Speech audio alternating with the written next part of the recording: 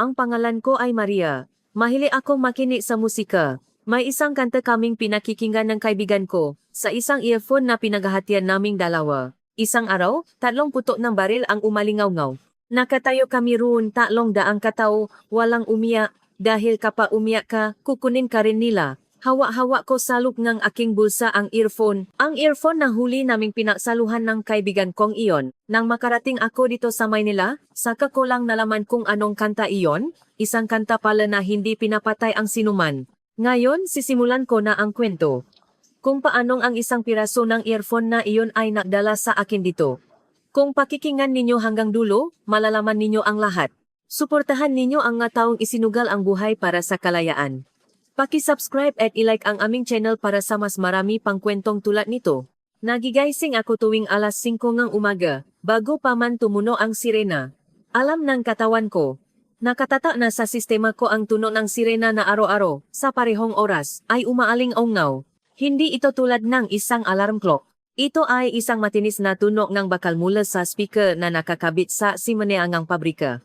Kapag tumunog iyon, ang buong komunidad ay nagsisimulang kumilos. Pagtayo ko mula sa banig, ang sahig na semento ay parang yelo. Sa pinakamalamig na mga buwan, bumaba sa negatibong antas ang temperatura sa loob ng kwarto. Kapag humihinga ka, nakikita mo ang puting usok mula sa iyong bibig, at kailangan mong mabihis bago pa man ito maglaho. Ang damit, iisa lang, abuhin na pantalon, abuhin na pangitaas. Lahat ng damit ng manggagawa sa bukit ay pare-pareho. Kung titignan mo mula sa likod, hindi mo malalaman kung sino ay sino. Naguhugas kami sa labas. Madalas, walang tubig na lumalabas sa gripo. Kapag ganun, kailangan naming magigib sa balon. Ang balon ay 150 metrong layo mula sa aming dormitoryo. Tuwing taglamig, nagyelo ang ibabaw ng balon. Kailangan naming basagin ay ito gamit ang bato, ganun nagsisimula ang aming araw. Ang bukit ay 20 minutong lakad. Isang maputik at baku-bakong daan. Laging basa ang aming sapin sa paa. Sinalas na gomo lang kasi iyon. Walang sinuman sa bukit ang mayroong sapatos. Kapag butas na ang sinalas, nilalagyan namin ng papel o karton. Pero tumatagos pa rin ang tubig. Sanay na ako manigas ang ngadaliri sa paa sa lamig. Hindi ako naglalakad mag-isa sa daan na iyon. Laging nauna sa akin si Leo. Nakasanayan na niyang hintayin ako. Nakasandal sa kanto ng aming dormitoryo. Ang nga kamay ay nasa bulsa. Namumula ang kanyang mukha sa lamig, pero ngingiti siya ng malawak kapag nakita ako. Ang ngiting iyon ang unang ngiti na nakikita ko sa buong araw. Mas matanda sa akin si Leo ng 1 taon. Ipinanganak kami sa isang komunidad, nag-aral sa isang paaralan, at na-assign sa isang bukit. Bata pa lang kami, lagi na kaming makasama. 3 bahay lang ang pagitan namin. Mula nang pumanaw ang ina ni Leo, halos araw-araw na siyang kumakain sa amin. Pamilya ba kami? Higit pa sa pamilya, hindi mo maaring piliin ang iyong pamilya, hindi ba? Si Leo ang taong pinili ko. Simple lang ang trabaho sa bukit. Umaalis kami ng madaling araw, nagtatrabaho hanggang paglubok ng araw, at pag-uwi, kakainin namin ang rasyon at matutulog. Sa taksibol, nagtatanim kami. Sa tagaraf nag-aalis kaming damo. Sa taglagas nag-ani. At sa taglamig, hinuhukay namin ang nanigas na lupa. Kahit na nabibita ang aming kamay at sumasakit ang aming likod, hindi ito lugar kung saan maaari kang mapahinga dahil lang masama ang pakiramdam mo. Araw-araw ay pareho. Walang sinuman ang naisip na ang bukas ay magiging iba sa ngayon. Pero may isang bagay na naiba. Pagkatapos ang trabaho, kami ni Leo ay pumupunta sa likod ng bodega. Isang luma at sira-sirang bodega sa dulo ng bukid. Mayroon kasing isang sirang radyo doon. Hindi ko alam kung sino ang naktapon, pero kapag pinaktuktong-duktong mo ang makabayad, may tunog na lumalabas kahit paano. Kapag pinihit mo ang dial, sa gitna ng static, minsan ay may maririnig kang hindi pamilyar na musika. Hindi namin alam kung saan nanggagaling ang tunog, hindi namin maintindihan ang lyrics, at kakaiba ang melodya, pero maganda. Isang gandang hindi may paliwanag, pakiramdam ko, natutunaw ang aking mabuto. Ang buong araw na paninigas ng aking katawan sa bukit ay biglang lumuluwak sa sandaling marinig ko ang tunog na iyon. Isang araw, nakakuha si Leo ng isang earphone. Ipinagpalit daw niya sa ilang pirasong matamis sa palengke. Ang isang side ay walang tunog. Putol ang wire, kaya ako ang gumagamit ng kaliwa, at si Leo naman sa kanan. Sapat na ang tig-1 piraso para sa aming dalawa. Ang pakikinig sa static ng radyo gamit ang earphone na iyon ang pinakamagandang bahagi ng aking araw. Kapag makasandal kami, tig-isang earphone sa aming tainga, nawawala ang lahat ng ingay sa mundo. Ang sirena ng bukit, ang sigaw ng tagapamahala, ang kumakalam kong sikmura. Lahat ay nalilimutan ko, hindi ko pa alam nun, na ang musika ay maring makligtas na buhay na isang tao, at mariring pumatay. Noon, masaya lang ako. Ang garagal na melodya mula sa isang piraso ng earphone ang pinakamagandang tunog sa buong mundo. Iyon lang. Hindi ko pa alam noon na ang musika ay maaring pumatay ng tao. Isang araw, may 3 bagong dating sa bukit. Isa sa kanila ay nangangalang Dante. Galing daw siya sa ibang rehiyon pero walang nagsasabi kung saan talaga. Ganon naman talaga sa bukit. Hindi magalang na matanong kung saan ka galing at hindi rin magalang na sabihin ito. Kung dumating ka, dumating ka. Tahimik si Dante. Mula sa unang araw, tahimik siyang nagtrabaho. Nang ipakilala siya, tumango lang siya. Tuwing tanghalian, mag-isa siyang kumakain sa isang sulok. Kapag kinakausap, maikli lang ang sagot at halos hindi ngumingiti. Pero kakaiba, matalas ang kanyang mata. Kahit nagtatrabaho, palagi siyang namamasi sa paligid. Kahit na araro, kapag may dumaan, bahagi niyang ililingon ang ulo para tingnan. Isang kilos na hindi sinasadya, isang paiingat na nakasanayan na. Mula pa lang sa simula, hindi na ako comfortable sa kanyang tingin. Hindi iyon nga mata ng isang manggagawa sa bukit. Pero gusto ngang kabataang lalaki sa bukit si Dante, malakas siya at magaling magtrabaho, kaya niyang buhatin mag-isa ang isang sakong bigas. Ang bigat na kailangang buhatin ng 2 tao kaya niya mag-isa. Walang reklamo kahit gaano kabigat ang ipabuhat, walang hinaing kahit gaano kahirap ang trabaho. Para sa lahat, siya ay isang taong tahimik ngunit masipag. Gusto rin ni Leo si Dante. Sa 3 araw pa lang, kuya na ang tawa niya rito. Nasimula silang sabay kumain, at makasama kahit pagkatapos ng trabaho. May mga araw na nakikita ko silang makasandal sa bakod ng bukit, pinapanood ang paglubo ng araw. Medyo nalungkot ako, pakiramdam ko, ninanakaw niya ang oras ni Leo, nabawasan ang oras ng aming paghahati sa earphone. Mga 10 araw na ang nakalipas mula nang dumating si Dante. Pagkatapos ng trabaho, nagtipon kami sa bodega. Ako si Leo, at 2 pang kabataan mula sa bukit. Huling pumasok si Dante. Isinara niya ang pinto lumingalinga, at may kinuha mula sa kanyang bulsa. Isang itim na bagay, kasing laking ang kuko sa hinlalaki. Isang USB. May mga kanta dito galing Maynila, sabi ni Dante. Sa sandaling iyon, lahat kaming 4 sa loob ng bodega ay napigil sa pahinga. Ang salitang Maynila pa lang ay sapat na dahilan para arestuhin ka sa lugar na ito. Ang kanta mula sa Maynila ay mas delikado pa. Sa katahimikan ng bodega, parang naririnig ko ang tibok ng aming puso. Sabay-sabay na bumilis ang 4 na puso. Walang unang nagsalita. 3 segundo, 5 segundo, 7 segundo. Humaba ang katahimikan. Nakita ko ang kislap sa mga mata ni Leo. Nakita ko ang tingin na iyon. Parehong-pareho sa mga mata niya noong hinahanap namin ang musika sa gitna ng static ng radyo. Kapag nakakatutlas ng bagong tunog, ganon palagi ang mata ni Leo. Nga matang sabi. Mga matang gustong umabot sa isang bagay, kahit alam niyang mapanganib. Ako, iba ako, kumabog ang dibdib ko, walang hindi nakakaalam kung ano ang nangyayari sa mataong nahuhuling may dalang kanta mula sa labas.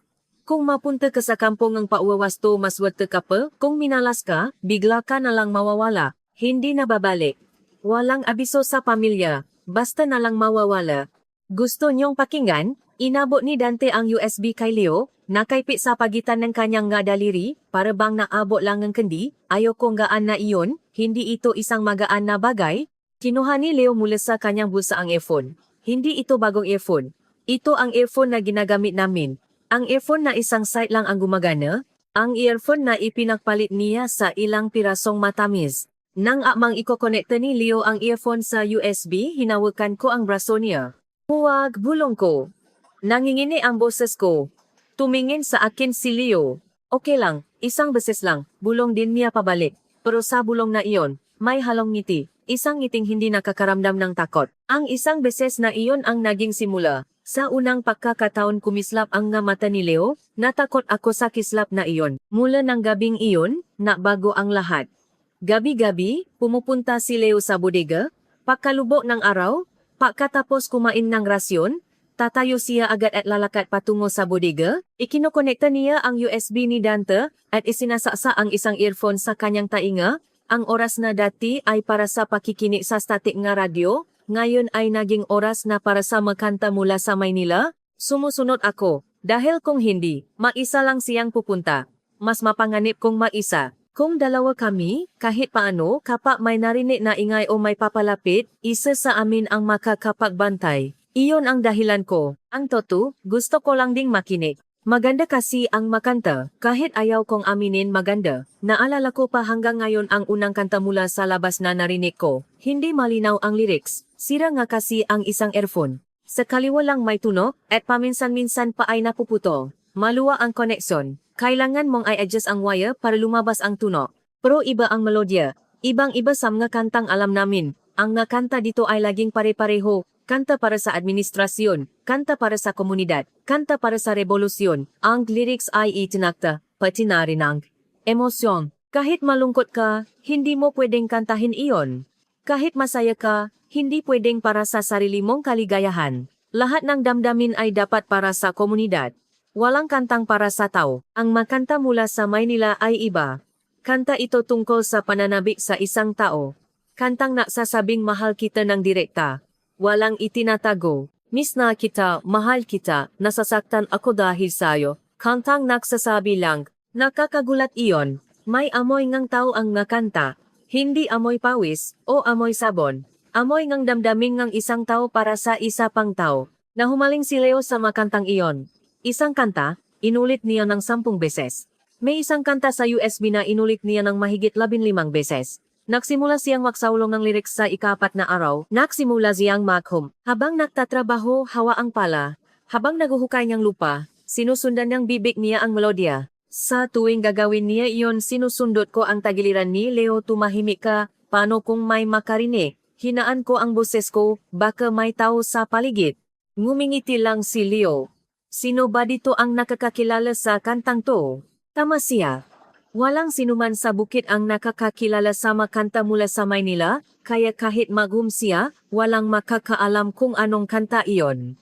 Iyon ang lohika ni Leo, tamang lohika, pero nakakatakot. Dumarami ang pumupunta sa bodega. Ang dating 4, naging 5 pagkatapos ng 5 araw. Pagkatapos ng 10 araw, 7 na kami. Nagdala pa kasi si Dante ng mas maraming USB. Hindi lang kanta ang laman, may mga pelikula rin, 3. Sa liwanag ng isang gasera, nanonood kami ng pelikula mula sa Maynila gamit ang isang earphone. Ang screen ay kasing laki lang ng isang maliit na cellphone. 7 tao ang kailangang maglapit ng ulo para makita. Makakadikit ang aming nga buhok. Ang naririnig lang ay ang aming pahinga. Walang nagsasalita. Nakatitig lang kami sa screen. Ang mataw sa pelikula ay nakangiti. Nakangiti sa kalye, sa restaurant. Nakangiti ng walang dahilan. Nakasuot sila ang magagandang damit, pumapasok sa maliwanag na tindahan, at pinipili ang gusto nilang kainin. Sa eksenang iyon, naiya ako. Hindi ko alam kung bakit ako umiyak. Siguro dahil sobrang dayuhan sa akin na ang isang tao ay maaring ngumiti ng walang dahilan. Dahil ako hindi pa ako nakangiti ng walang dahilan. Inalis ni Leo ang earphone at isinaksak sa tainga ko. Pakinggan mo, ito ang pinakamagandang parte. Mainit ang kanyang kamay. Kamay na makalyo dahil sa pahawak ng pala, pero laging maingat kapag inaabot ang earphone. Isinaksak ko ang earphone sa tainga ko, umupo sa tabi ni Leo, at ipinikit ang aking mata. Kahit isang side lang ang may tuno, sa sandaling iyon, parang narinig ko ang lahat ng tuno sa mundo. Ang melodya ay pumasok sa kaliwang tainga ko at dumaloy sa buong katawan ko. Hindi na napigilan ni Leo ang kantang iyon. Ako rin. Nadala pa si Dante ng mas maraming USB. Pangatlo na, sa pagkakataong ito, 70 kanta na ang laman. May 3 pelikula pa. Kung sa kapasidad, mahigit 320 megabyte. Ganon karami ang laman ng isang maliit na USB. Naduda ako. Walang hindi nakakaalam kung gaano kapanganib ang makakuha ng kahit isang USB. Kahit sa palengke ka pa bumili ng patago, napakahirap iwasan ang mamata ng gwardiya. Narinig ko na isang gwardiya ang namamahala sa 700 hanggang 1,200 residente. Sa ilalim niya, may 30 hanggang 40 na impormante. Kahit saan, may nagmamasid. Sa ganoong kalagayan, ang pakuha ng USB ay pagsusugal ng buhay. Presidente, para lang siyang bumibili ng kandi kung magdala ng USB. Ang pangatlo ang pinakakakaiba. Sobrang dami. 70 kanta. 3 pelikula. Ang magdala ng ganito karami sa isang baksakan ay imposible sa ordinaryong paraan. Saan mo nakukuha ang nga ito? Tanong ko, sinubukan kong gawing natural ang pagkakasabi? Ngumiti si Dante. Isang ngiting bahagyang umangat lang ang gilid ng labi. Galing sa kabila ng hangganan. May rute. Huwag kang mag-alala. Mukhang kapanipaniwala ang sinabi niya. Toto namang may USB na nakakalusot sa hangganan. May maipinapadala kasama ng propaganda leaflet, mayroon ding pumapasok sa pamamagitan ng broker. Pero iba ang dami nito. Hindi isa o dalawang kanta, kundi 70, pati 3 pelikula.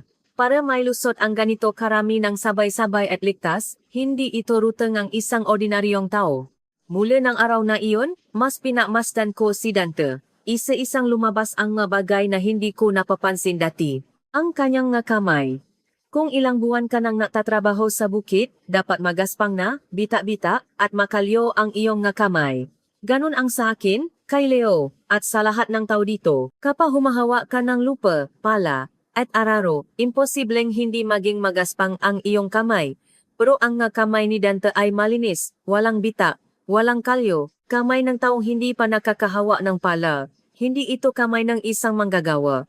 Ang paraan din niya ng pagkain. Ang nga tao sa bukit ay mabilis kumain. Dahil kakaunti ang rasyon, wala kaming luho na kumain ng dahan-dahan. Walang tigil ang kutsara. Pero si Dante, dahan-dahan siyang kumain. Isang subo, ngungguyain habang nakatingin sa paligid.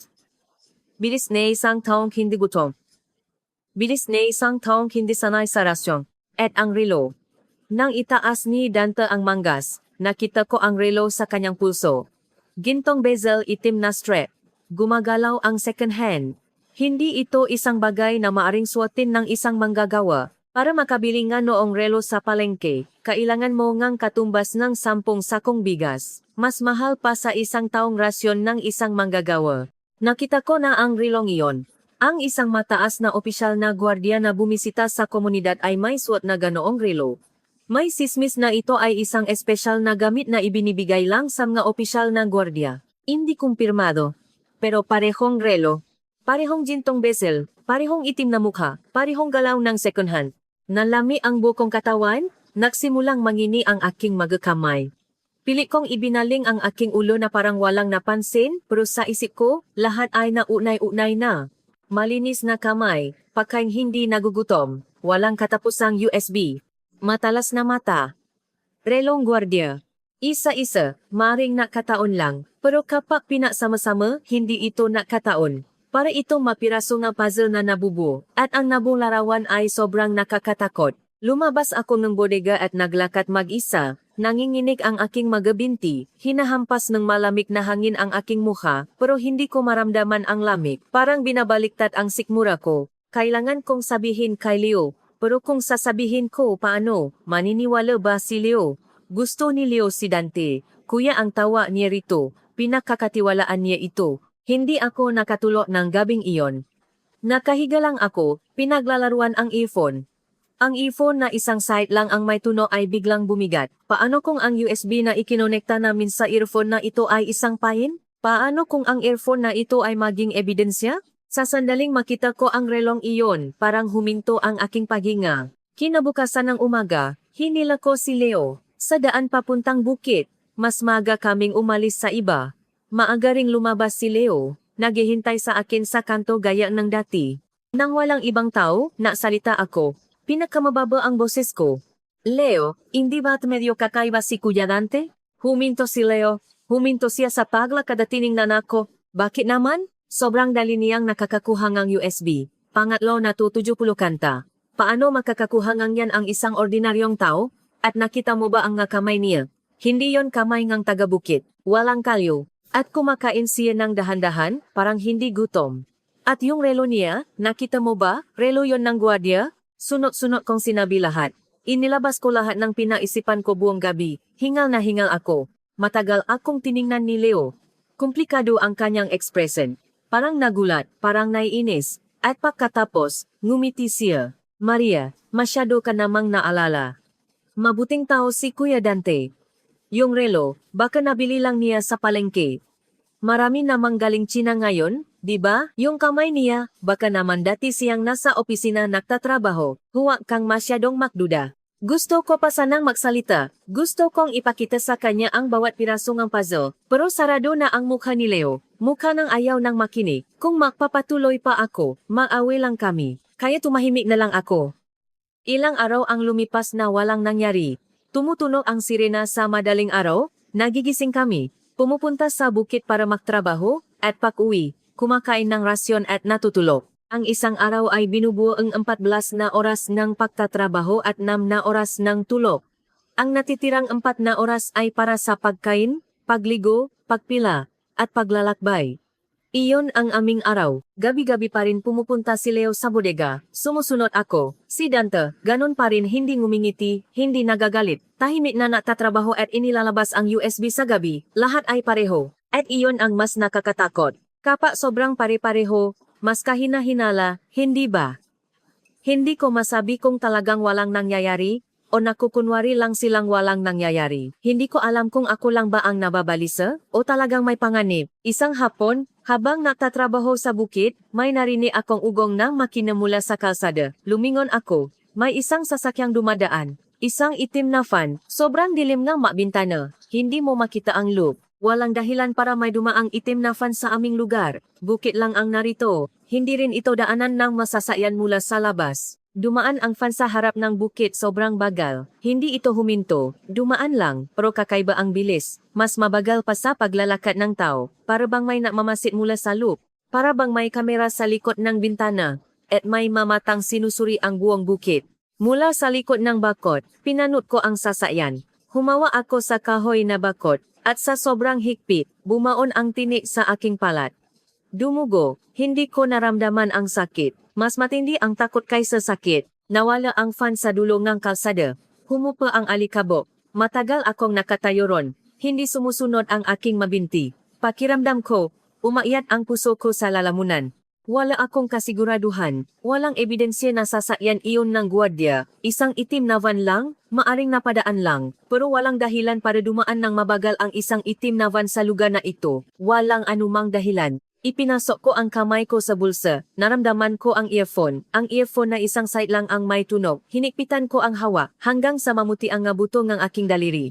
Pumasok sa isip ko na kailangan kong itapon ang earphone na ito. Kailangan ko itong ibaon sa lupa ngayon din dahil maaring maging ebidensya ito, ebidensya na nakinig kami ng kanta mula sa labas, pero hindi ko may buka ang aking kamay. Ito kasi ang earphone na pinaksaluhan namin ni Leo. Kung itatapon ko ito, parang itinatapon ko na rin ang panahon namin ni Leo. Kahit nawala na ang van, matagal akong hindi gumalaw.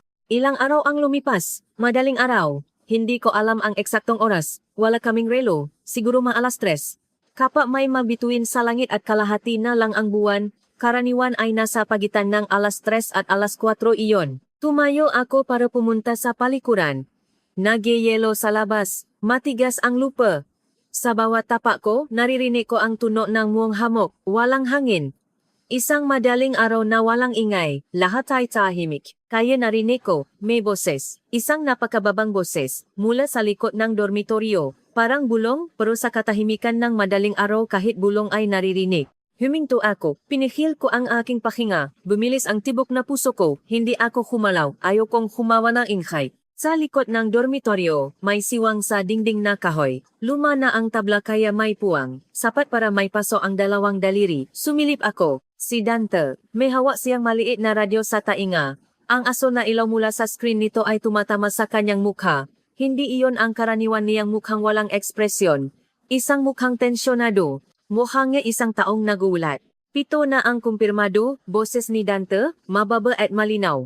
Hindi iyon ang boses niya sa bukit. Isang boses na walang emosyon, parang nagbabasa lang ng numero, natukoy na rin ang pinakmulan. Ang unang nakatanggap, si Leo Cruz, 22 taong gulang, manggagawa sa bukit. Sa pamamagitan niya, naipasa sa 6 pa. Lahat ay kumpirmado. Napaupo ako, nakasandal sa pada. Nawalan ng lakas ang aking ngabinti. Bumagsak ang matuhod ko sa lupa. Ang malamig at mahamok na lupa ay tumusok sa aking tuhod. Hindi masakit. Wala akong maramdaman. Hindi ako pwedeng huminga. Kapag narinig ang hininga ko, katapusan ko na. Tinapan ko ang kamay ang aking bibig. Naramdaman ko ang aking ngipin sa palat. Kinagat ko ang aking bagang. Ayaw kong gumawa ni gay. 7 segundo. 27 segundo akong napigil ng hininga. Lahat ay naugnay-ugnay na. Ang malinis na kamay, ang walang katapusang USB, ang relo ng gwardiya, ang matalas na mata, ang kasinungalingan tungkol sa ruta. Mula pa sa simula, si Dante ay isang impormante ng gwardiya, ang USB ay isang pine. Mula sa simula, isang pine. Isang pine na ikinalat para malaman kung sino ang makikinig, kung sino ang mapapasa. Ang dahilan kung bakit napakarami ng 70 kanta at 3 pelikula. Dahil kung mas maraming tao ang kakagat, mas maraming tao ang makakalat. Iyon ang kanilang layunin. Inihagis nila ang malaking lambat at naghintay na magtipon ang maisda. Kami ang ngaisda. Pinatay ni Dante ang radyo. Ibinusa ito. Lumingon siya at tiningnan ang paligid. Nakakapit ako sa pader, pigil ang hininga. Ginawa kong pinakamalit ang aking sarili. Nagtago ako sa dilim. Bumalik si Dante sa dormitoryo. Narinig ko ang paksara ng pinto. Lumayo ang ngayapa. Naiwan ako nakaupuron hindi makagalaw. Ang lamig ng madaling araw ay tumusok sa aking baga. Nanigas ang dulo ng ilong ko, namanhid ang mga daliri. Hindi ako umiyak. Kapag sobrang takot, hindi lumalabas ang luha. Kapag nanigas ang katawan, naninigas din ang luha. 7. Ang unang nakatanggap, si Leo Cruz 22 taong gulang. Ang nga numerong iyon ay paulit-ulit sa aking isipan. 7. Kasama doon si Leo, at ako. 7. Kasama doon si Leo. At ako. Sumikat ang araw. Tumunog ang sirena. Hindi ako nakatulog buong gabi. Namamaga ang aking mga mata. Nanginginig ang mga kamay. Lumabas ako para mahugas, pero nang dumampi ang tubig mula sa balon sa aking mukha, sa halip na mahimasmasan, lalo akong natulala. Ang malamig na tubig ay tumatama sa aking pisngi, pero wala akong maramdaman. Walang salamin kaya hindi ko makita ang mukha ko pero sigurado akong maputla ako. Nagtanong ang kasama kong nahuhugas kung may sakit ako. Umiling lang ako. Hindi lang ako nakatulog. Hindi naman iyon kasinungalingan. Kailangan kong sabihin kay Leo. Ngayon din, na si Dante ay impormante nga gwardiya, na ang USB ay pine mula pa sa simula, na ang listahan ng 7 ay naipasa na ang pangalan ni Leo ang nasa pinakatuktok, lahat. Sa daan papuntang bukid, hinawakan ko si Leo. Napahuli kami sa managlalakad sa unahan. Tiningnan kong walang sumusunod at ibinaba ko ang aking boses. Leo, may sasabihin ako. Importante to. Kagabi narinig ko si Dante na may kausap sa radyo. Huminto si Leo. Tiningnan niya ako. Walang bahid ng pabibiro sa kanyang nga mata. May nabasa yata siya sa ekspresyon ko. Nagulat siya sa gwardiya. Sabi niya, 7 na ang kumpirmado. Sinabi niya ang pangalan mo. Leo Cruz, 22 taong gulang, unang nakatanggap. Habang nagsasalita, pumiyo ang boses ko. Nanginginig ang aking mga labi. Namuho ang luha sa aking mga mata.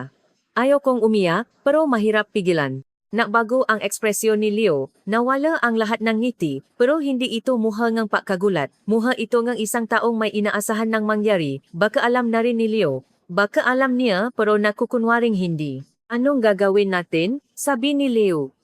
Iyon lang. 2 salita. Hindi ko alam kung sa akin siya natatanong o sa sarili niya. Wala akong may sagot. Gusto kong sabihin na kailangan nating tumakas, pero saan kami tatakas sa lugar na ito? Puro bukit ang paligid. Sa silangan, bukit. Sa kanluran, bukit. Sa timog, may bayan. Pero may checkpoint dun. Sa hilaga bundok. Kung aakyat kami sa bundok sa taglamig, mamamatay kami sa lamig. May mas malaking problema. Dahil naipasa na ang pangalan ng 7, kung may isang tatakas, lahat ng natitira ay huhulihin. Damay-damay. Sa isang sistemang kahit pamilya ay dinadamay, kung tatakas ang isa sa 7, ang pamilya ng natitirang 6 ay katapusan na rin. Hindi kami makatakas. Kung tatakas kami, mas maraming mamamatay. Tumingin ako sa paligid, nakatingin sa amin ang tagapamahala ng bukit. Ganun naman siya palagi, nakatayo sa entrada tuwing umaga, tinitingnan ang nga dumarating. Pero ngayon iba ang tingin niya. Hindi lang siya tumitingin, para siyang nakmamasit. Mga matang nakbabantay.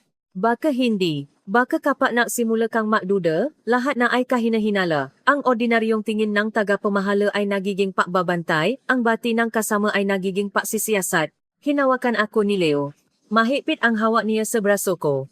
Maria, hindi ka naman nakinig, di ba? Hindi naman kasama ang pangalan mo sa ulat. Umiling ako. Nakinig din ako. Sa bodega, sabay tayong nakinig. Isa ako sa 7. Walang ebidensya na nakinig ka. Nasa akin ang earphone. at nasa kay Kuya Dante ang USB. Nakaupo ka lang sa tabi. Hindi kanila pwedeng arestuhin dahil lang nakaupo ka. Sinusubukan akong ilitas ni Leo. Sinusubukan niya akong alisin sa listahan. Alam niyang tapos na siya, kaya sinusubukan niyang ako man lang ay makalabas. Nang makita ko ang nga mata niya, parang pinupunit ang puso ko. Paano ka? Tanong ko. Halos walang boses na lumabas. Parang hangin lang. Hindi sumagot si Leo. Tinitigan niya lang ako. 2 segundo, 3 segundo, 5 segundo. Mahabang katahimikan. Alam kong ang katahimikan na iyon ang sagot. Handa na si Leo. Kailangan kong magdesisyon kung ibabaon ko ba sa lupa ang earphone o itatago ito. Ilang araw ang lumipas. Walang nangyari. Gaya ang dati, tumunog ang sirena, pumunta kami sa bukit, nagtrabaho at umuwi. Kumain at natulog. Ang araw ay napuno ngang 14 na oras ng pagtatrabaho at ang natitira ay tulog at pagkain. Mukhang walang nangyari. Si Dante, ganon pa rin, tahimik na nagtatrabaho, matipid magsalita. Kapag tumitingin sa akin, walang ekspresyon. Hindi ko alam kung alam niya ang pangalan ko o hindi, kung alam niyang narinig ko siya no madaling araw o hindi. Iyon ang pinaka-nakakatakot. Mas nakakatakot ang hindi alam kaysa sa alam. Ang hindi mo alam kung alam ng kalaban mo ang tungkol sa iyo ay mas masahol pa kaysa sa baril na nakatutok sa iyo. Si Leo, nagbago. Kapansin-pansin ang pagbabago. Hindi na siya naguhom ng kanta. Hindi na siya pumupunta sa bodega. Habang kumakain ng hapunan, may masandaling hihinto siya. Hawak ang kutsara. Nakatingin sa kawalan. Mukha ngang isang taong may iniisip. Alam ko ang ekspresyong iyon. Iyon ang ekspresyon bago sumuko. Mukha ngang isang taong alam na wala ng paraan. Nakapulang ako sa tabi ni Leo. Walang imi, wala akong masabi. Hindi ko masabing magiging okay ang lahat, dahil alam naming dalawa na hindi magiging okay. Nakapulang ako sa tabi niya. Makadikit ang aming nga balikat, iyon lang ang kaya kong gawin. At dumating ang ikapat na araw na madaling araw, 4:30 ngang umaga. Alam ko ang eksaktong oras dahil nang pumasok ang magwardya, nakaturo sa 4:30 ang orasan sa dingding ng dormitoryo. Nakatata pa rin sa isip ko ang nga numerong iyon, unang dumating ang ingay, tunog ng babota. Hindi isa. Maraming bote na sabay-sabay tumatapak sa lupa. Tum, tum, tum, tum. Regular. Yapa ng masanay na tao. Yapa ang 12 tao. Sa tunog pa lang alam ko na kung ilan sila. Dahil araw-araw, yapa ang naririnig ko sa bukit. Bumukas ang ilaw.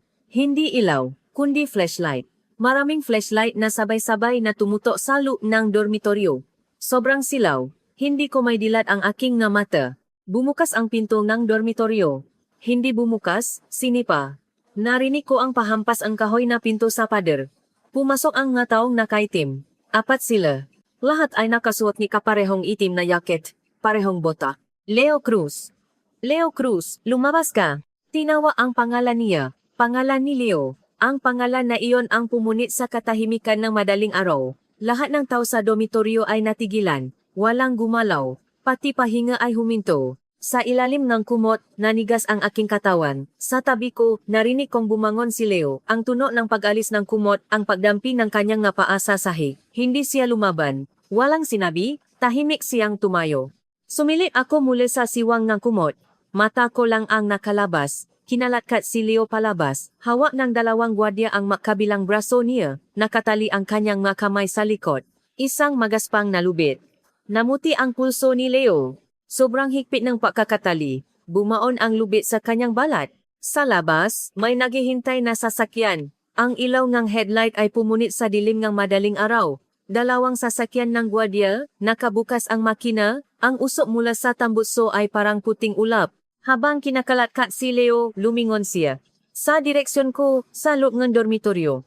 Nagtakpo ang aming mata. Pinigil ko ang aking pahinga. Baka tawagin ni Leo ang pangalan ko. Kung sasabihin niyang Maria, tapos na rin ako. Isang salita lang niya, kasama na ako sa listahan. Hindi tinawa ni Leo ang pangalan ko, wala siyang sinabi. Tinitigan niya lang ako, 2 segundo, 3 segundo, isang maikling sandali, at pagkatapos, tumango siya ng isang beses. Bahagya, na walang makakapansin.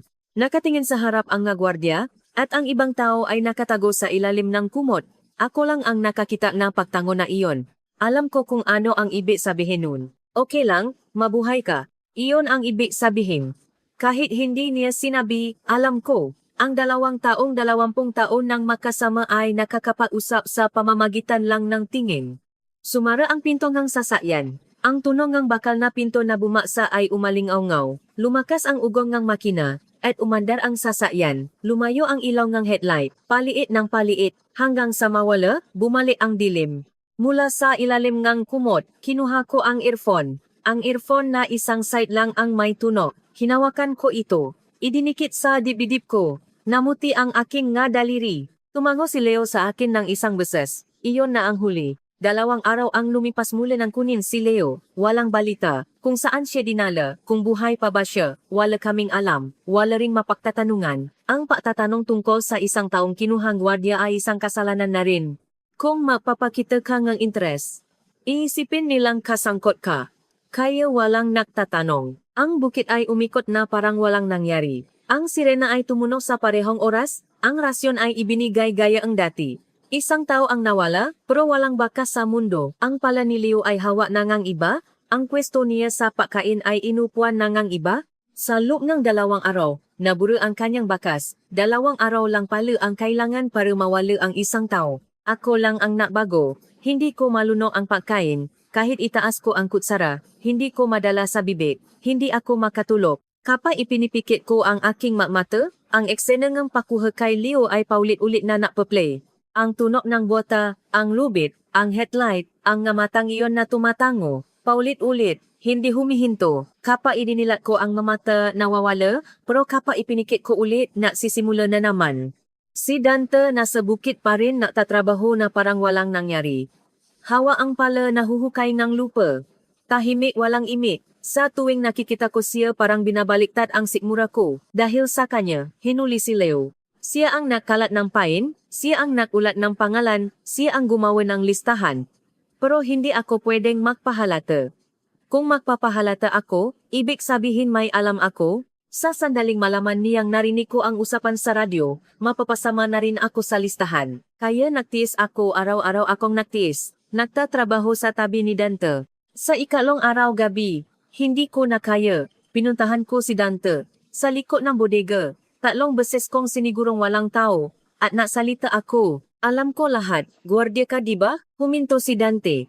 Ibinaba niya ang pala at tiningnan ako. Ang matalas niyang nga mata ay nag-alinlangan. Iyon ang unang beses. Unang beses kong nakitang nag-alinlangan ang kanyang nga mata. Nagkaroon ng lamat ang matigas niyang ekspresyon. Narinig kita nung madaling araw. Naulat ka. Sabi mo 7 na ang kumpirmado. Sinabi mo Leo Cruz 22 taong gulang. Matagal na hindi naksalita si Dante. Nangingini ang kanyang labi. At pagkatapos, sumandal siya sa pada at napaupo. Dahan-dahan. Para bang nawalan ng lakas ang kanyang binti. Akala ko, paarte lang iyon. Imposibleng maupo ang isang gwardiya, diba? Sila ang nanghuhuli, hindi ang nahuhuli. Pero nangingini ang nga kamay ni Dante. Toto. Nakapatong ang 2 kamay niya sa tuhod, pero nangingini ang madaliri, hindi ito paarte. Hindi ko rin ito pinili, sabi ni Dante. Basta ang boses niya. Hindi iyon ang malakas niyang boses. Galing ako sa gwardiya, pero hindi ko ginustong pumunta dito. May utos mula sa itaas. May impormasyon daw na may kumakalat na kultura mula sa labas dito sa bukit. Utos na mag-infiltrate at alamin ang pinagmulan. Huminga ng malalim si Dante. Kitang-kita ang panginginingang kanyang katawan. Sinubukan kong tumanggi. Pero sabi nila, kapag tumanggi ako, mapupunta sa kampo ang pamilya ko, ang nanay ko at ang kapatid kong babae. 16 taong gulang pa lang ang kapatid ko. Ipinakita nila sa akin ang isang papel. Sabi nila pumirma ako dito at ililigtas nila ang pamilya ko. Pumirma ako. Nang marinig ko iyon, hindi ako nakapagsalita. Ang taong dapat kong kamuhian ay nasa harap ko. Siya ang dahilan kung bakit hinuli si Leo. Siya ang nakalat ng USB. Siya ang gumawa ng listahan. Pero siya rin bihag sa ibang paraan. Nakakulong siya sa isang kulungang ang kanyang pamilya ang hostage. Anong mangyayari kay Leo? Tanong ko. Halos walang boses, parang hangin. Ibinaba ni Dante ang kanyang ulo, tumingin siya sa sahig. Matagal, at pagkatapos, nagsalita siya. Nasa listahan na siya para sa public execution. Nang pumasok ang nasalitang iyon sa aking tainga, nawala ang lahat ng tunog sa mundo. Public execution, firing squad, 22 taong gulang, isang taong mahilig sa musika, isang taong nahuhum ng melodya gamit ang isang piraso ng earphone, Sa sandaling iyon, nang hina ang aking mga tuhod, sumupsop ako, napasapo ang mga kamay sa lupa, pumasok ang lupa sa ilalim ng aking mga kuko. Sa sandaling iyon, hindi ko alam kung dapat ko bang kamuhian si Dante o kaawaan siya. Nagpatuloy si Dante sa pagsasalita, nakaupo pa rin. Mababa ang boses niya, tinakpan niya ang kamay ang bibig habang nagsasalita, baka may makarinig. Ang lugangang execution ay sa Minahan. 4 na kilometro mula rito, dating minahan ng carbon, pero hindi na ginagamit ngayon. Isang bakanteng lote na lang, dun gagawin. Nakikini ako pero hindi pumapasok sa isip ko. Ang bawat salita ay parang dahan-dahang lumulubo sa tubig. Ang petsa, 3 araw mula ngayon, lahat ng residente, sa pilitang dadalhin dun, bawal umabsent, tsetsikin ang attendance. 3 araw mula ngayon, mamamatay si Leo, 72 oras, binilang ko ito sa isip ko, napakaili, napakasigurado. Hindi ko matanggap na ang huling araw ang isang tawong humihinga pa ay nakatakda na. Wala ka sa listahan, sabi ni Dante. Tumingala siya sa akin, mula sa kanyang pakakaupo. Bakit? Nakinig din ako, magkasama tayo sa bodega. Inalis kita, sakot ni Dante. Maikli, walang paliwanag.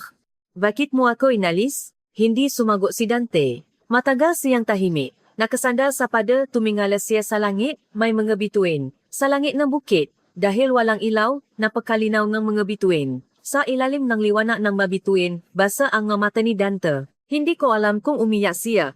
Basta lang, may kinuha si Dante mula sa kanyang bulsa, isang piraso ng papel, isang maliit na sulat, 4 na beses na nakatupi, kapak binuklat, kasing laki ng palat. Nandito ang contact number ng isang broker. Isang tao makatulong sa iyong makarating sa hangganan. Naghihintay siya malapit sa ilog. Kapag tinawagan mo, sasabihin niya ang takwan. Inabot ko ang sulat. Nangingini ang kamay ko. Napakagaan ng papel. Sa isang pirasong papel na ito, nakasalalay ang buhay ko. Pagkatapos ang execution, magiging magulo dito. Ang gwardiya, magiging abala sa pagkontrol sa mga residente, kaya luluwak sandali ang pagbabantay. Sa pagkakataong iyon, umalis ka. Naipadala ko na ang bayad. Ikaw? Umiling si Dante. Dahan-dahan, tiyak, hindi ako pwedeng umalis. Nariyan ang pamilya ko, ang nanay ko at kapatid ko. Kung tatakas ako, katapusan na nila. Kailangan kong ipapatuloy ang trabahong ito dito. Pupunta ako sa ibang bukit, magkakalat ulit ng USB, gagawa ulit ng listahan, at huhuli ulit ng tao. Ito na ang buhay ko. Nang marinig ko iyon, sa unang pagkakataon, naintindihan ko kung anong klaseng kulungan ang kinalalagyan niya. Isang kulungang walang pada, isang kulungang walang rehas, isang kulungang bukas ang pinto pero hindi ka makalabas, isang kulungang ang iyong pamilya ang hostage. Si Dante nasa labas, pero nakakulong sa loob. Ipinulsa ko ang sulat sa tabi na earphone. Ang earphone na isang silang ang may tuno ang sulat na may contact na poga ay makatabi sa isang pulsa. Ang bigay ni Leo at ang bigay ni Dante ay nasa isang espasyo. 3 araw mula ngayon, sa araw na mamamatay si Leo, kailangan kong nandun. Sa pilitan ang pagdalo, kaya bawal umabsen. Kung hindi, pagdududahan ka, setsekin ang attendance. Pero hindi lang iyon ang dahilan. Gusto kong masaksihan ang huling sandali ni Leo. Alam kong walang silbi ang panonod. Hindi ko siya may lilitas sa panonod. Pero kailangan kong pumunta. Kailangan kong nandun. Kapag tumingin si Leo sa huling pagkakataon sa isang lugar, gusto kong nasa paningin niya ako. Kinuha ko ang earphone. Ang earphone na isang side lang ang may tuno. Ang kanang side ni Leo, wala na. Ang kaliwa ko na lang ang natitira. Isang kalahating earphone, isang kalahating mundo. Hindi ako tumakas ng araw na iyon. 3 araw ang lumipas. Araw ng execution. Madaling araw pa lang umalingaw na ang anunsyo sa buong komunidad. 1 oras na mas maaga kaysa sa karaniwang sirena. Ang boses mula sa speaker ay bumalot sa buong kapatagan. Lahat ng manggagawa sa bukid at residente, magtipon sa harap ng minahan bago mag-alas 10 ng umaga, isasagawa ang paglilitis ng bayan laban sa isang traidor, lahat ay kailangang dumalo, ang hindi sumunod ay parurusahan. 2 beses inulit ang salitang palilitis ng bayan. Narinig ko ang anunsyo mula sa ilalim ng aking kumot. Gising na ako. Buong gabi, nakatiti lang ako sa kisama. Pinano ko ang palisan ng dilim. Ang itim na naging abo, ang abo na naging mapusyaw na asul, ito ang unang pagkakataon na ganito katakot ang pagsisimula ng isang araw. Kumain ako ang almusal. Lugaw na mais, itinaas ko ang kutsara, pero hirap akong dalhin sa bibig, walang lakas ang aking braso. Pilit akong kumain ng 3 kutsara, kung dadagdagan ko pa masusuka ako. Ang minahan ay 4 na kilometro mula sa bukid. 1 oras na lakad. Lahat ng residente ay naglakad ng nakapila, walang nagsasalita. Daan-daang tao ang naglalakad sa isang linya, pero yapak lang ang naririnig. Ang tunog na masinalas na goma na tumatapak sa lupa ay daan-daang beses na nag-eko, parang tibok ng puso ang tunog. Naglalakad din ang mga batang sa pilitang dinala mula sa paralan, naka-uniforme, nakapila, pinangungunahan ng kanilang guro. Mga batang wala pang 10 taong gulang ay naglalakad, hindi alam kung ano ang nangyayari.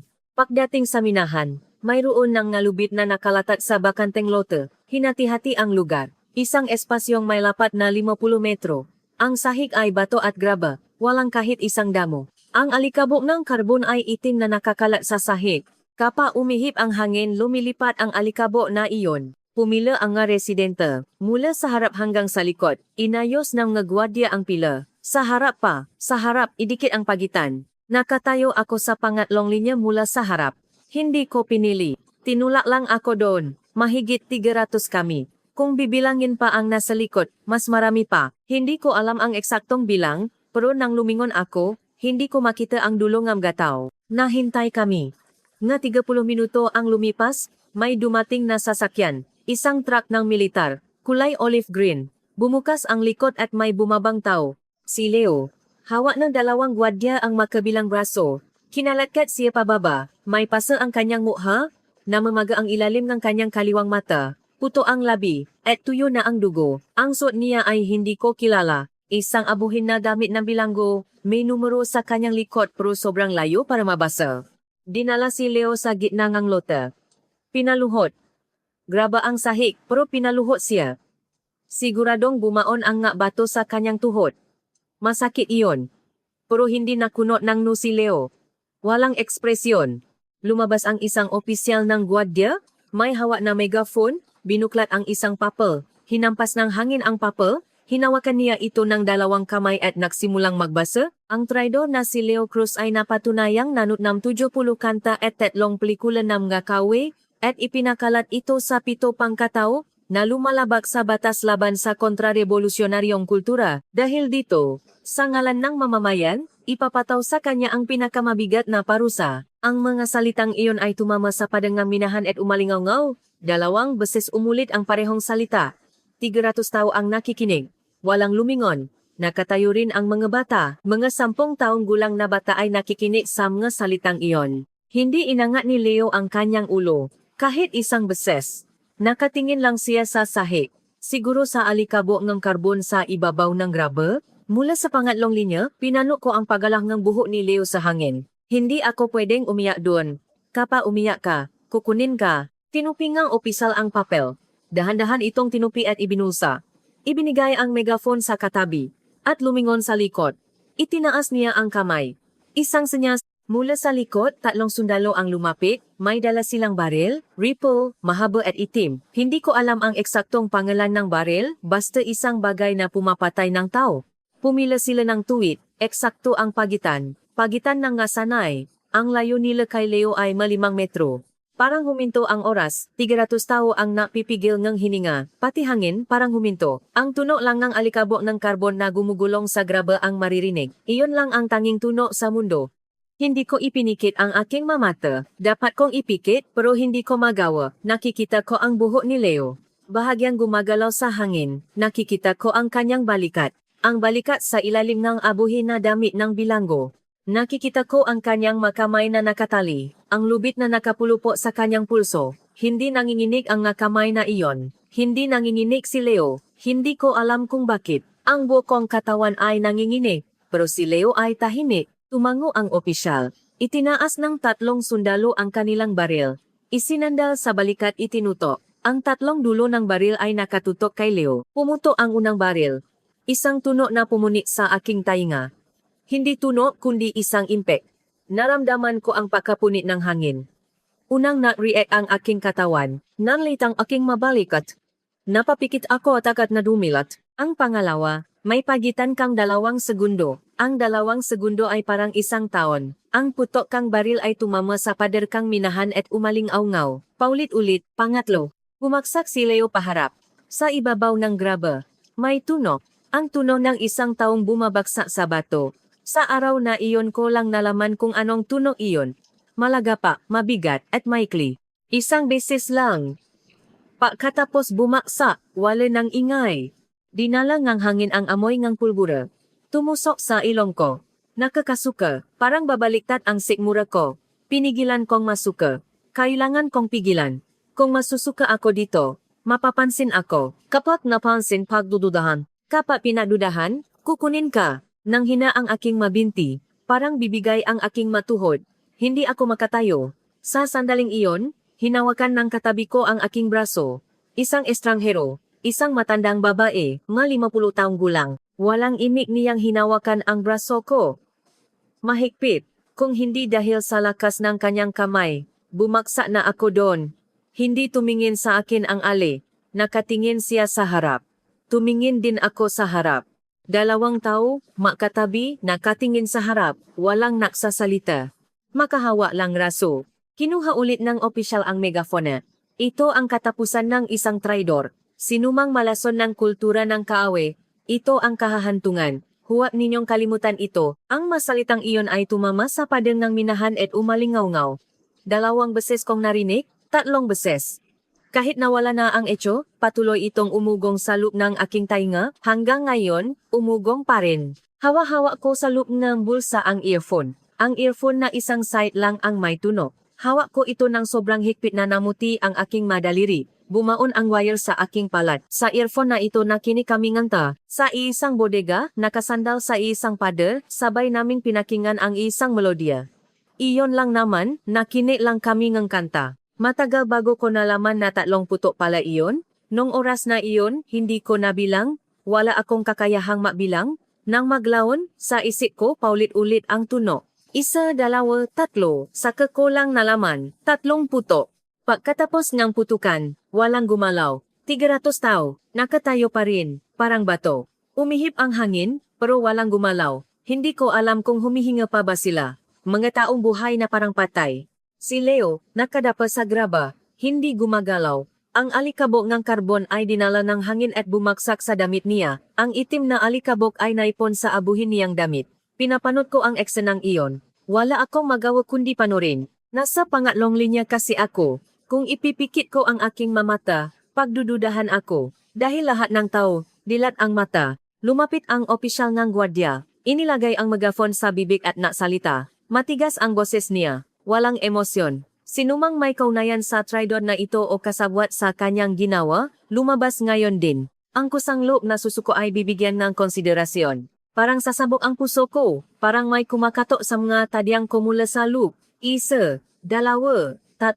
Sa sobrang lakas ng tibok ng puso ko, parang naririnig ng katabi ko. Ang tibok na puso ko ang umuhong sa aking tenha. Mas malakas ang gingay sa loob kaysa sa labas. Kaibigan ako ni Leo, lumaki kami sa isang komunidad na trabaho sa isang bukid. Sabay kaming nakinig ng kanta sa isang bodega. Nahati kami sa earphone. Tiisa, ang earphone na iyon ay nasa bulsa ko ngayon. Kung may magsasabing ang pangalan ko, tapos na. Isang salita lang. Nagsimulang malakad ang mga gwardiya sa pagitan ng magkapila. Tinitingnan ang bawat mukha. Nagsimula sila sa unang linya, pangalawang linya. Isa-isang tinititigan ang bawat mukha, mula ulo hanggang paa. Tinitignan ang nga mata, para bang tinitignan kung nag-alinlangan, kung pinakpapawisan, kung nangingini ang labi, kung gumagalaw ang kamay. Lahat tinitignan.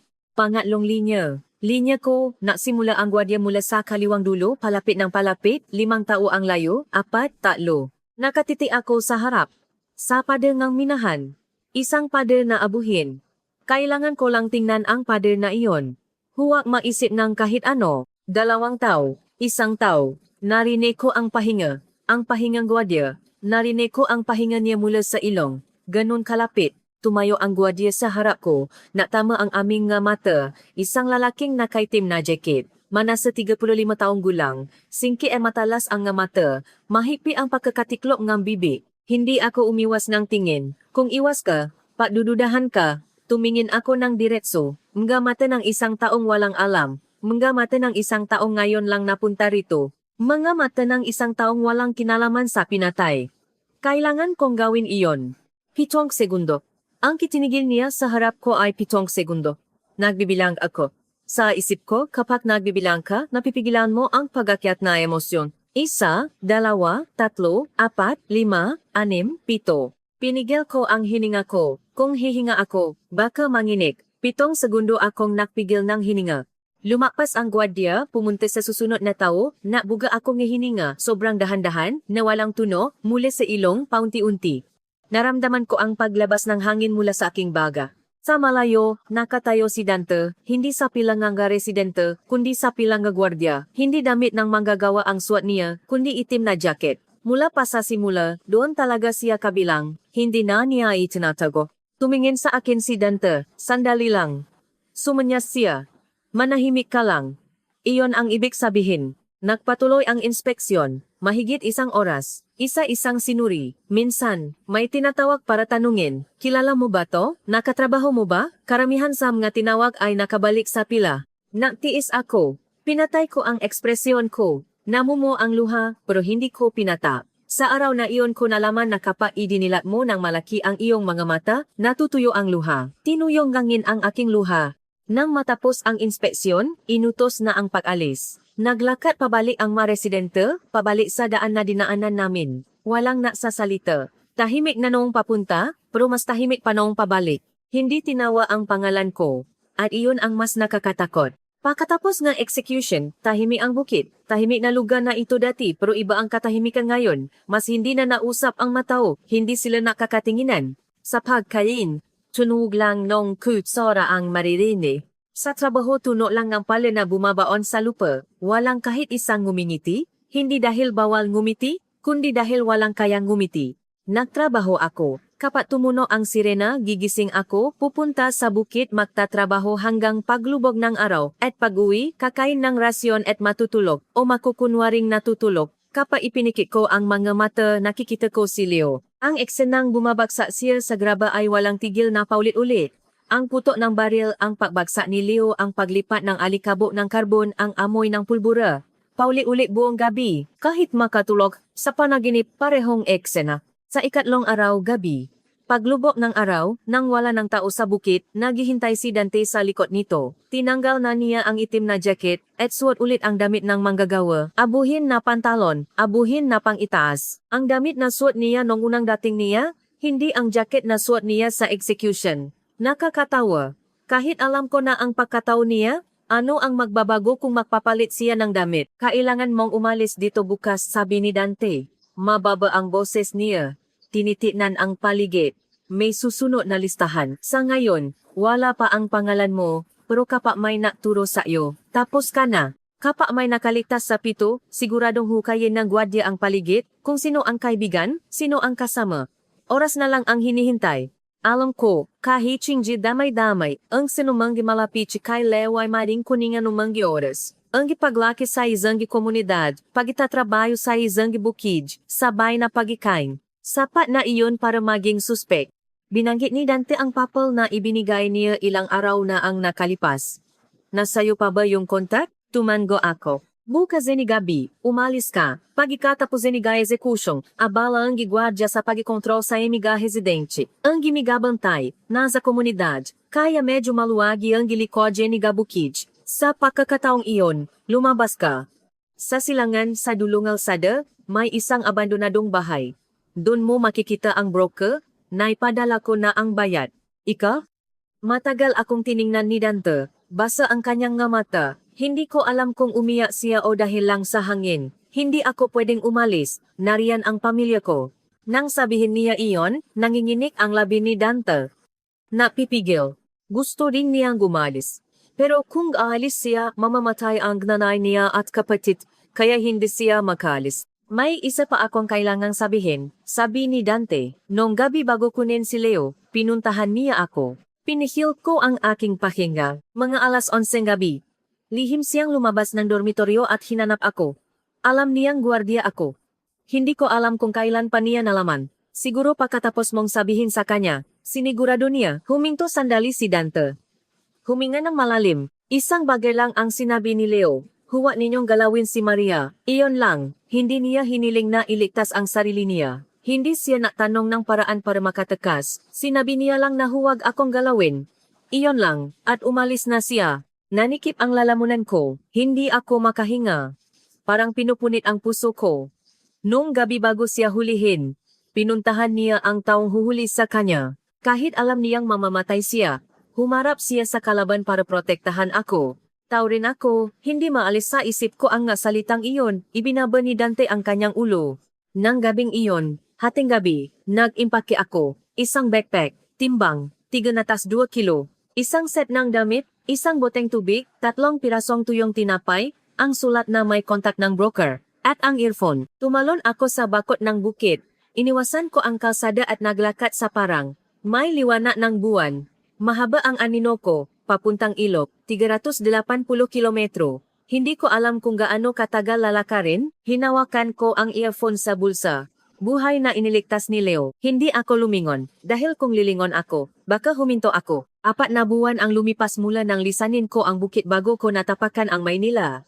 Ang nangyari sa loob ng 4 na buwang iyon, mahirap ikwento ngayon. Tumawid ako ngang ilog, umakyat ng bundok, nagtiwala sa tao at pinagtaksilan, at kailangang magtiwala ulit at maglakad ulit. Darating din ang araw na may kukwento ko iyon. Ngayon kailangan kong tapusin ang kwento ni Leo. Pagdating ko sa Maynila, ang unang naramdaman ko ay ang ingay. Paglabas ko ang terminal, bumuhos ang iba't ibang tunog. Tunog ng sasakyan, tawanan ng tao, musika, ringtone ng cellphone. Maingay lahat, pero hindi nakakatakot. Isang mainit na ingay. Ingay nga taong buhay. Nakangiti ang mga tao, sa kali, sa tindahan, habang nakatingin sa cellphone. Ngumingiti ng walang dahilan. Ang mga taong pinanood namin sa pelikula sa bodega na ikinaiyak ko. Dito, ordinaryo lang pala iyon. Dito, kahit ngumiti ka ng walang dahilan, walang huhuli sa iyo. Habang sumasailalim sa orientasyon malaya na akong nakikinig sa mga kanta. May radyo, may telephone. Kahit anong kanta, kahit anong oras. Pwede kang makinig habang nakahiga sa gabi. Suot ang earphone. Hindi na kailangang magtago sa bodega. Hindi na kailangang isara ang pinto. Walang huhuli sa iyo.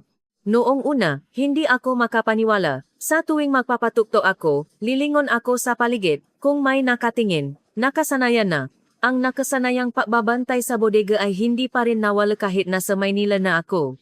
Maisang buwan ang lumipas bago ako tumigil sa paglingon. Isang araw, nakaupo ako sa isang maliit na coffee shop. Uminom kape. Dito ko lang sa Pilipinas unang natikman ang kape. Mapait at matamis. Kakaibang lasa, pero hindi masama. May tumututok na kanta mula sa speaker ng coffee shop. Nang pumasok ang melodya sa aking tainga, nabitawan ko ang tasa. Nawalan ng lakas ang aking kamay, kilala ko ang melodya. Ang kantang pinakinggan namin sa bodega gamit ang isang earphone.